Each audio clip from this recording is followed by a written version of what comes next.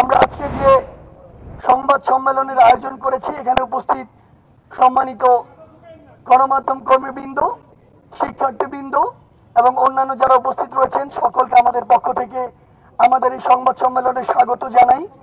প্রথমেই যদি আমি পরিচয় প্রদান করি, আমি সার্জিস আলম, সমন্বয়ক।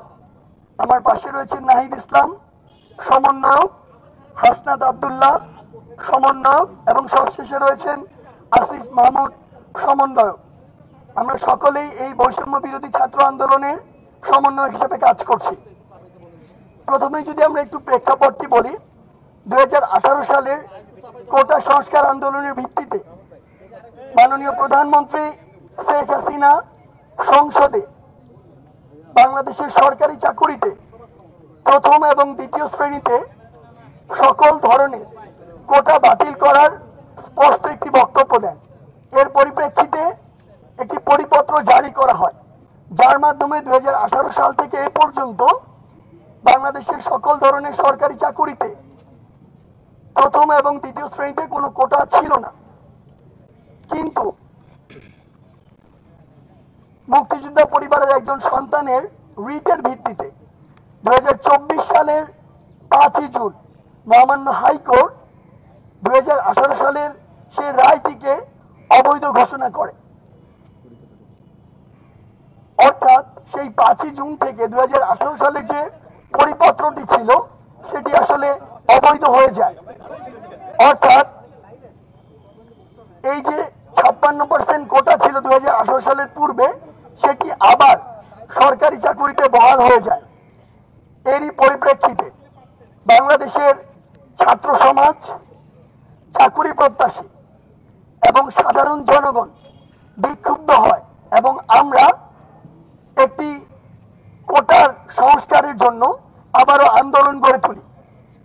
বৈষম্য বিরোধী ছাত্র আন্দোলনের ব্যানারে আমরা ইতিমধ্যে 10 দিন রাজপথে বিভিন্ন সময় আমাদের দাবি নিয়ে রাজপথে থেকেছি এবং আপনারা জানেন যে এই আন্দোলনটি যেহেতু বাংলাদেশের প্রত্যেকটি তরুণ সমাজের যারা রয়েছেন এবং চাকরি প্রত্যাশী রয়েছেন তাদের প্রাণের দাবি, সে কারণে এই 10 দিনের রাজপথের সময়ের মধ্যে এই আন্দোলনটি বাংলাদেশের প্রত্যেকটি বিভাগ, প্রত্যেকটি জেলার যে শিক্ষা প্রতিষ্ঠানগুলো রয়েছে, বিশ্ববিদ্যালয়, কলেজগুলো রয়েছে, সেগুলোতে ছড়িয়ে পড়েছে। এবং আমরা বিশ্বাস করি যেহেতু এটি যৌক্তিক এবং সকলের প্রাণের দাবি, তাই আমাদের যে এক দফা এক দাবি রয়েছে সেটি অতি দ্রুত বাংলাদেশের প্রত্যেকটি জেলা এবং শিক্ষা প্রতিষ্ঠানে ছড়িয়ে পড়বে এবং আমরা রাজপথে ততক্ষণ থাকব যতক্ষণ আমাদের এই যৌক্তিক দাবিগুলো মেনে না নেওয়া হয়। এ পর্যায়ে আমাদের মাঝে আমাদের এই সংবাদ সম্মেলনে কিছু জায়গা ক্লিয়ার করবেন, আমাদের অবস্থানের জায়গাগুলোর ক্লিয়ারিফিকেশন দিবেন আমাদের এই বৈষম্য বিরোধী ছাত্র আন্দোলনের অন্যতম একজন সমন্বয়ক হাসনাত আব্দুল্লাহ।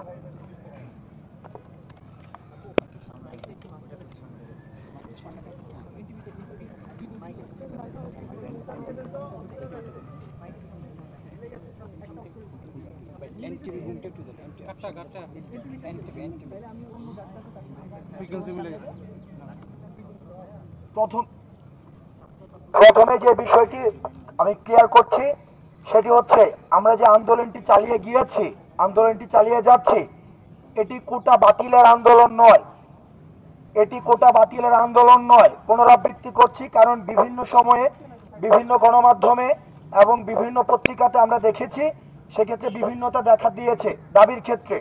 আবারও পরিষ্কার করছি, আমাদের আন্দোলনটি কোটা বাতিলের নয়, বরং বাস্তবতার সাথে সমন্বয় রেখে কোটার যৌক্তিক সংস্কার। আমি যদি আমাদের যে দাবিটি ছিল, আমাদের এক দফা দাবি, এই এক দফা দাবিটি আমি একটু আবার পুনরাবৃত্তি করছি। সকল গ্রেডের সরকারি চাকরির সকল গ্রেডে অযৌক্তিক ও বৈষম্যমূলক কোটা বাতিল করে সংবিধানে উল্লিখিত অনগ্রসর গোষ্ঠী ও বিশেষ চাহিদা সম্পন্নদের জন্য কোটাকে ন্যায্যতার ভিত্তিতে ন্যূনতম পর্যায়ে এনে সংসদে আইন পাশ করে কোটা পদ্ধতিকে সংস্কার করতে হবে। এটি ছিল আমাদের দাবি। এখন প্রশ্ন থেকে যায় যে ন্যূনতম পর্যায় বলতে আমরা কি বোঝাচ্ছি।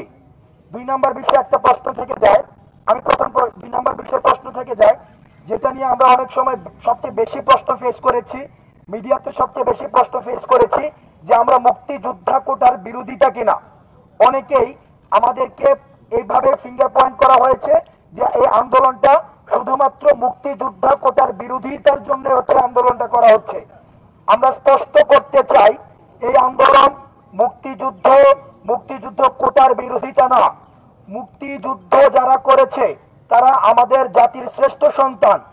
আমাদের জাতির শ্রেষ্ঠ সন্তানদের জন্য যে কোনো ধরনের রিওয়ার্ড সরকার থেকে যেটা দেওয়া হবে, আমরা একজন সচেতন নাগরিক হিসাবে যে বাংলাদেশকে ধারণ করে, যে বাংলাদেশকে বিশ্বাস করে, যে বাংলাদেশকে ভালোবাসে, যে বাংলাদেশকে ওন করে, সে কখনো মুক্তিযুদ্ধের প্রশ্নে এবং মুক্তিযোদ্ধাদের অবদানের প্রশ্নে সে কখনোই আঙুল তুলতে পারে না। আর যারা আঙুল তোলে তাদেরকে আমরা বাংলাদেশের শত্রু হিসেবে চিহ্নিত করতে চাই। আমরা কখনোই মুক্তিযোদ্ধাদের রিওয়ার্ড নিয়ে আমরা কখনো প্রশ্ন তুলিনি। তাহলে আমরা প্রশ্ন তুলেছি মুক্তিযোদ্ধাদের নাতিপুতিদের যে কোটাটা দেওয়া হয়েছে, যে কোটাটাকে যদি আমরা একটু এক্সপান্ড করতে চাই, সেটা পুষ্য কোটা নামে যেটা কোটাটা রয়েছে, আমরা সেই কোটার বিরোধিতা করছি। আমরা মুক্তিযোদ্ধাদের যে প্রাপ্ত বা বর্তমানে যে সুবিধাগুলো রয়েছে, সেই সুবিধাগুলোকে প্রয়োজনে যদি কর্তৃপক্ষ মনে করে থাকে, নীতি নির্ধারক যদি মনে করে থাকে, সেই সুযোগ সুবিধার যে পরিধি রয়েছে সেটা চাইলে বিস্তৃত করলে আমরা সেটাকে স্বাগত জানাবো, আমরা সাধারণ জনগণ সেটাকে স্বাগত জানাবে। কিন্তু মুক্তিযোদ্ধাদের যে নাতিপুতিদের যে কোটা রয়েছে, আমরা সেই কোটার বিরোধিতা করছি। আবার আসে আমাদের দ্বিতীয় পয়েন্ট, ন্যূনতম পর্যায় বলতে আমরা কি বোঝাচ্ছি। ন্যূনতম পর্যায় বলতে আমাদের একটা বিষয়, আমরা যখন এই আন্দোলনটা শুরু করেছি, এই আন্দোলনটা এখন গণমানুষের আন্দোলনে পরিণত হয়েছে। অভিভাবকরা সেখানে সংহতি জানাচ্ছে, কৃষক সংহতি জানাচ্ছে, শ্রমিক সংহতি জানাচ্ছে, আমাদের রেমিটেন্স যোদ্ধারা সংহতি জানাচ্ছে। কারণ সবাই নিশ্চিত হতে চায় তাদের সন্তানদের তারা যে উদ্দেশ্যে পড়াশোনা করাতে চাচ্ছে, তারা যেন পড়াশোনা শেষে একটা নিরাপদ কর্মসংস্থান নিশ্চিত করতে পারে।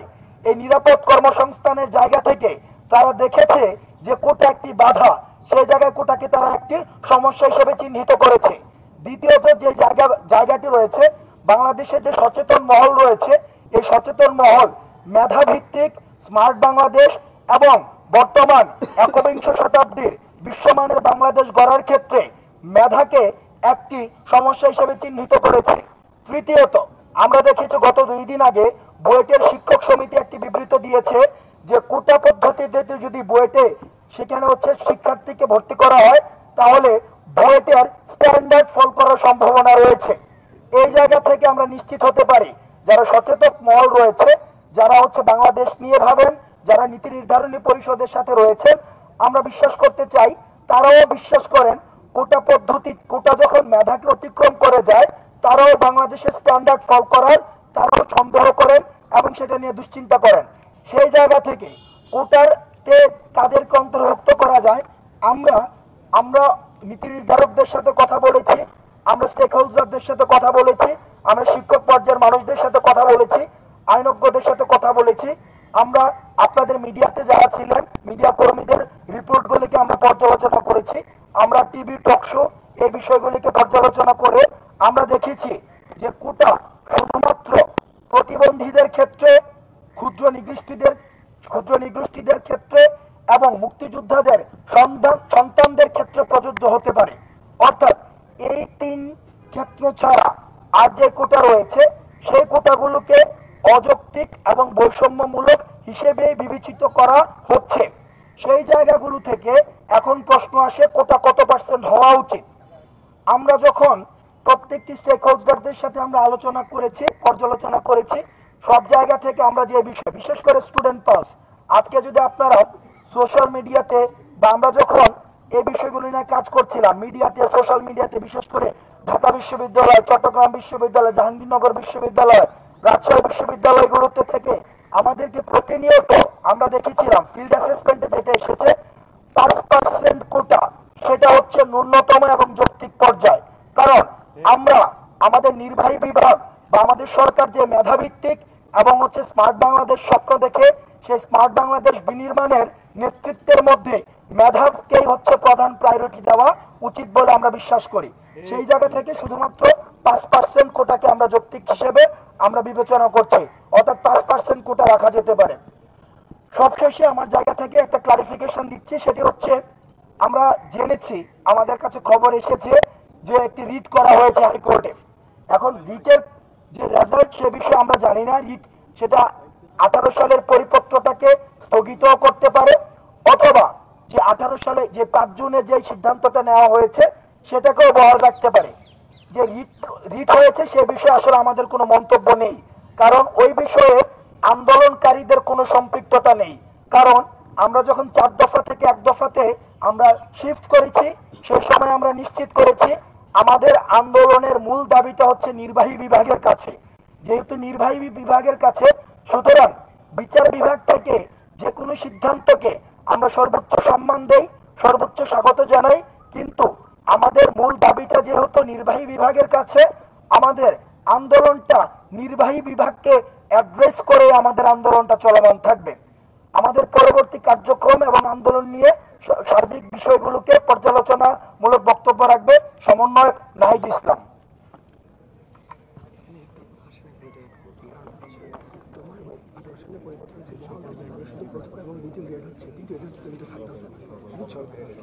এটা হচ্ছে এই কারণে শুধু ওইটা দিয়ে কাজ এটা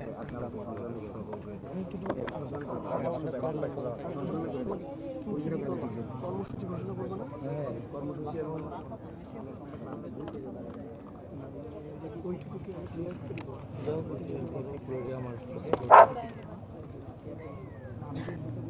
আচ্ছা, আমাদের সমন্বয়ক হাসনাত আব্দুল্লাহ যেই কথাটি দিয়ে শেষ করেছিলেন তার সাথে আমি 2টি লাইন সংযুক্ত করতে চাই এই কারণে যে যদি আগামীকালকে হাইকোর্টের, মহামান্য হাইকোর্টের যে শুনানি তার প্রেক্ষিতে 18 সালের যে পরিপত্রটি সেটি বহাল করা হয়, সেটি করলেও কেন আমাদের দাবিটি সম্পূর্ণ হচ্ছে না? কারণ আমরা দাবি করছি সরকারি চাকুরিতে সকল গ্রেডের বৈষম্যমূলক ও অযৌক্তিক কোটাগুলোকে বাতিল করে শুধুমাত্র অনগ্রসর গোষ্ঠীর জন্য ন্যূনতম যৌক্তিক মাত্রায় কোটা রেখে সংসদে সেটি আইন পাশ করে সেটিকে আইন পাশ করা যেতে পারে, আইন পাশ করতে হবে। আমাদের কথাটা হচ্ছে যে আমরা যেটি বলছি যে সরকারি চাকুরিতে সকল গ্রেডে আমাদের দাবি। এখন 2018 সালের যে পরিপত্র সেটি কিন্তু শুধুমাত্র প্রথম শ্রেণী এবং দ্বিতীয় শ্রেণীর চাকরি নিয়ে, অর্থাৎ নবম গ্রেড থেকে 13তম গ্রেড। তাহলে সেটি যদি বহালও হয়, আমাদের যে দাবিটি আমরা যে 1 দফা 1 দাবি নিয়ে করছি সকল গ্রেডের, সেটি কিন্তু পূরণ করছে না। ঠিক এই জায়গা থেকে আসলে শুধুমাত্র মহামান্য হাইকোর্টের শুনানির ভিত্তিতেই এটি সম্ভব নয়, বরং আমরা মনে করি এটি যেহেতু সরকারের নীতিগত সিদ্ধান্ত, তাই সরকারের নির্বাহী বিভাগ থেকে আমরা এটির একটি হতে পারে যে কমিশন গঠনের পরিপত্র কিংবা তাদের সিদ্ধান্ত প্রত্যাশা করি, এবং তারা যদি একটি লিখিত ডকুমেন্টের মাধ্যমে আমাদেরকে, একটি পরিপত্রের মাধ্যমে হোক বা লিখিত ডকুমেন্টের মাধ্যমে হোক, আমাদের এই আশ্বাসটি দিয়ে থাকেন কমিশন গঠনের এবং কোটা সংস্কারের, তাহলে অবশ্যই আমরা আমাদের আন্দোলন থেকে আমাদের পড়ার টেবিলে ফিরে আসব। এ পর্যায়ে আমাদের আগামীকালকের কর্মসূচি এবং সার্বিক বিষয় নিয়ে কথা বলার জন্য অনুরোধ করছি আমাদের বৈষম্য বিরোধী ছাত্র আন্দোলনের আরেকজন অন্যতম সমন্বয়ক নাহিদ ইসলামকে।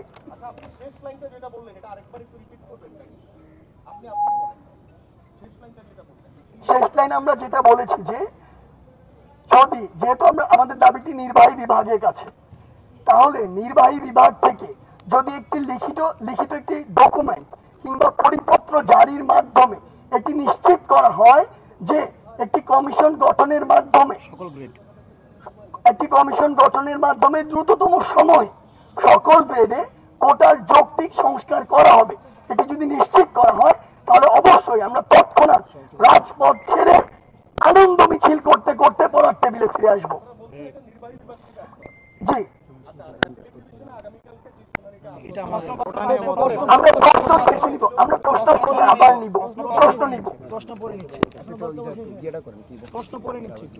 আমি আবার বলছি এ পর্যায়ে আমাদের আগামীকালকের যে কর্মসূচি এবং সার্বিক বিষয় আলোচনা করবেন আমাদের বৈষম্য বিরোধী ছাত্র আন্দোলনের অন্যতম সমন্বয় সমন্বয়ক নাহিদ ইসলাম।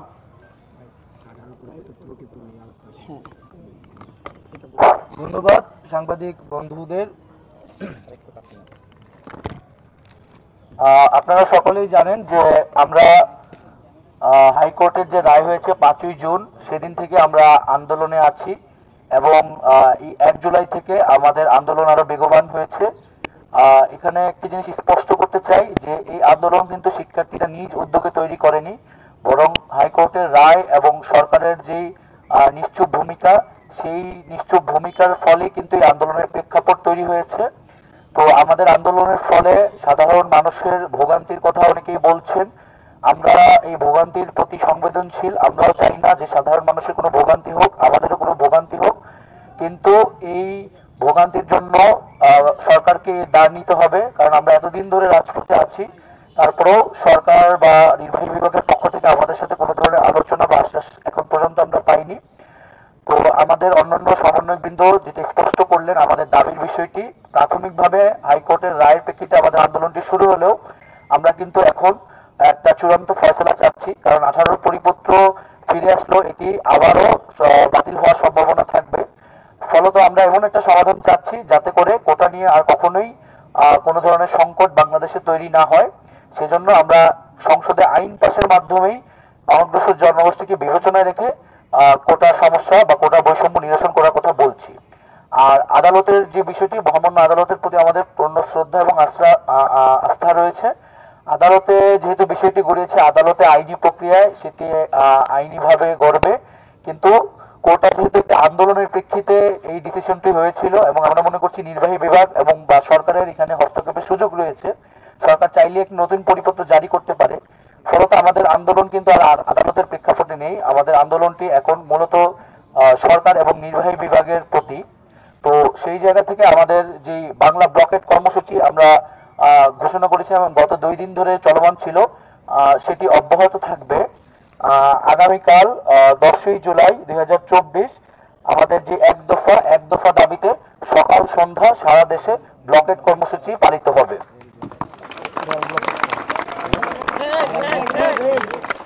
এবং এই ব্লকেটের মধ্যে সড়কপথ, রেলপথ আওতাভুক্ত থাকবে এবং আমাদের যে সারা দেশে যে প্রতিনিধিবৃন্দ রয়েছে তাদের প্রতি আমাদের আহ্বান থাকবে যে সকলে সমন্বয় করে যার যা শিক্ষা প্রতিষ্ঠানের সামনে যে গুরুত্বপূর্ণ পয়েন্টগুলো আছে সেই পয়েন্টগুলোতে আমরা অবরোধ অবস্থান কর্মসূচি শুরু করব। আগামীকাল সকাল 10টায় আমরা ঢাকা বিশ্ববিদ্যালয়ের জায়গা থেকে কেন্দ্রীয় গ্রন্থাগারের সামনে আমরা জমায়েত শুরু করব এবং তারপর আমরা আমাদের ব্লকেট কর্মসূচি আর জন্য শাহবাগ মোড়ে জমায়েত হব। তো বন্ধুগণ, এ পর্যায়ে যদি আপনাদের কোনো প্রশ্ন থাকে তো